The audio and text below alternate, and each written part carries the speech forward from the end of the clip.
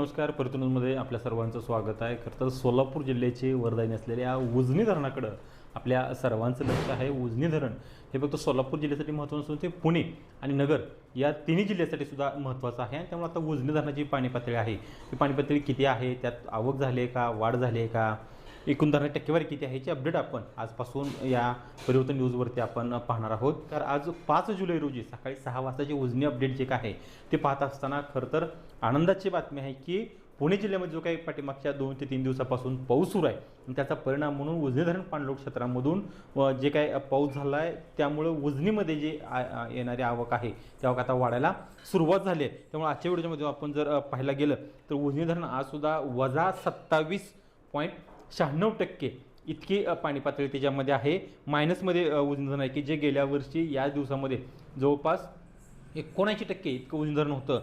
आणि सगळ्यात महत्त्वाची बातमी म्हणजे काय, पुणे जिल्ह्यामध्ये जो काय पाऊस पडतो त्यामुळे उजनी धरण पाणलोट क्षेत्रामध्ये जो काय पाऊस पडला आहे त्याचा परिणाम म्हणून दौंडवरून जी काय आवक येते आहे ती आवक आत्ता वाढत सुरू झाली आहे. ती आजची आवक आहे ती जवळपास 6,883 क्युसेक्स इतकी आवक सुरू आहे. उजनीमधून सोडले जाणे विसर्ग आहे ते उजनीतले सोडले जाणे विसर्ग हे सध्या पूर्णपणे बंद करण्यात आले. त्यामुळे आपण जर कालची जर अपडेट पाहिली तर काल जवळपास धरण -28.11% इतकं भरलं होतं आणि जे आज -27.96% म्हणजे किंचितशी वाढ त्या उजनी धरणाच्या पाणी पातळीमध्ये झालेली दिसून येते. खरं तर ही समाधानाची बाब आहे. गेल्या वर्षीसुद्धा उजनी धरण 100% भरलं होतं, मात्र यावर्षी उन्हाळ्यामध्ये तीव्र पाणी टंचाई या ठिकाणी लाभली होती. अनेक वेळा भीमा नदी आहे ती कोरडी पडली होती, पाणी सोडायला लोकांचा आंदोलन करावं लागलं होतं आणि पूरही आला होता. त्यामुळे गेल्या वर्षी पूर आणि यावर्षी दुष्काळी परिस्थिती अशी परिस्थिती निर्माण झाली असताना दौंडवरून जी काही आवक वाढते ती आवक खरं तर सोलापूर जिल्ह्याच्या नदीकाठच्या शेतकऱ्यांसाठी आणि सर्व शेतकऱ्यांसाठी खरं तर ही